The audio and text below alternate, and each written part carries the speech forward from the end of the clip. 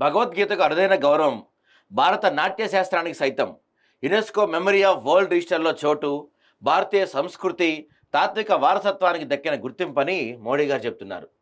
ఇక వాట్సాప్లో అదిరిపోయే ఫీచర్ తీసుకొచ్చారంటండి. Video calling, background effects, funny tools ఇప్పటికే వినియోగదారులకు అందుబాటులో. త్వరలో స్టేటస్కు 90 సెకండ్ల నిడివిగాల వీడియో అప్లోడ్ ఫెసిలిటీ. ఇది బాగుంటుంది. 90 సెకండ్స్ అంటే దాదాపు నిమిషంన్నర వీడియో పెట్టచ్చు. మామూలుగా ఇప్పుడు 30 సెకండ్స్ ఉంది కదా, 90 సెకండ్స్ అంటే దాదాపు నిమిషంన్నర వీడియో పెట్టుకోవచ్చు. ఐఏఎస్ ఐపీఎస్లపై కేంద్రం నిఘా, అక్రమాస్తులపై వరుస ఫిర్యాదులు. రంగంలోకి కేంద్ర ఇంటెలిజెన్స్ సంస్థ, బ్యూరోక్రాట్లు, వారి బంధువుల ఆస్తులపై నజర్. భూములు, ఫామ్ హౌస్ వివరాల సేకరణ.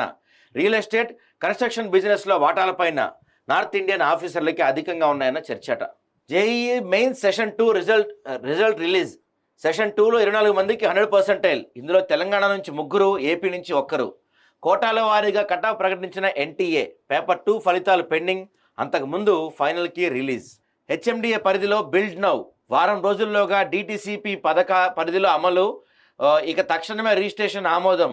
Single window clearance. భవనం లేఅవుట్లు సైతం ఆక్యుపెన్సీ సర్టిఫికేట్ల కోసం దరఖాస్తు చేసుకునే ఛాన్స్ కూడా కల్పిస్తున్నారట. నాయకుల భార్యలకు టికెట్లు ఇవ్వం, పార్టీలో యాక్టివ్గా ఉన్న వాళ్ళకే ఇస్తాం.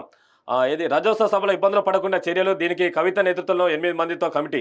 మహిళా నేతలతో బీఆర్ఎస్ అధినేత కేసీఆర్. సో మహిళా బిల్లుతో 33% సీట్లు ఇవ్వబోతున్నారంటండి వీళ్ళు. మంచిదేగా. ఇక హైదరాబాద్లో ఏఐ క్లస్టర్లు అంట. 10,500 కోట్ల పెట్టుబడి. ఎన్టీటీ డేటా, నైసా సంయుక్తంగా ఏర్పాటు. 25,000 జీపీయూలతో దేశంలోని అత్యంత శక్తివంతంగా, అత్యున్నత ఈఎస్జీ ప్రమాణాలతో అభివృద్ధి. సూపర్ కంప్యూటింగ్ మౌలిక సదుపాయాలు. ముఖ్యమంత్రి సమక్షంలో టోక్యోలో ఎంఓయు.